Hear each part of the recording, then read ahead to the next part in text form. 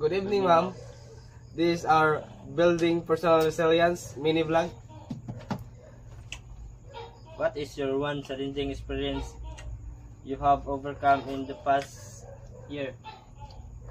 The challenging I have experienced in the past year dealing with my personal health issues that required significant lifestyle changes and supporting my family member through difficult time. What personal qualities or strategies help you get through it?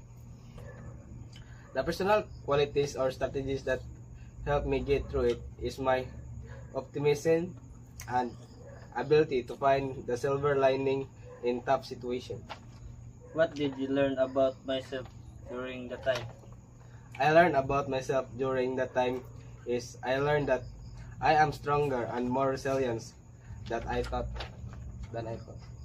What are the current sources of stress in your life? The current sources of stress in my life is financial instability or debt. What support or strategies might help me cope better? The strategies might help me to cope better is creating a budget and tracking my spending to reduce financial stress. How about you? What is one challenging experience you'll have overcome in the past year?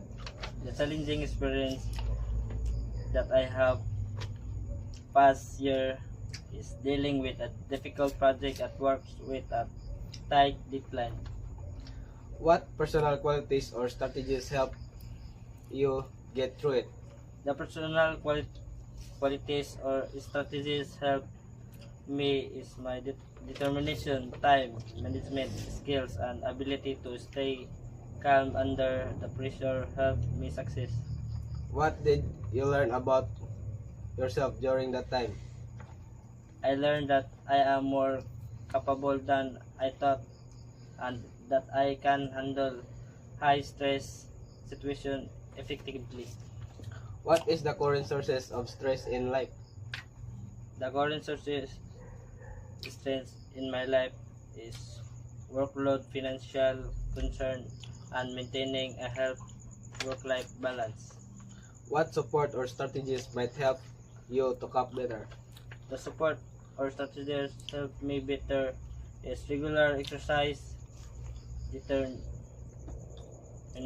seeking advice from mentors, and seeking realistic goals. And that's all. Thank you for watching.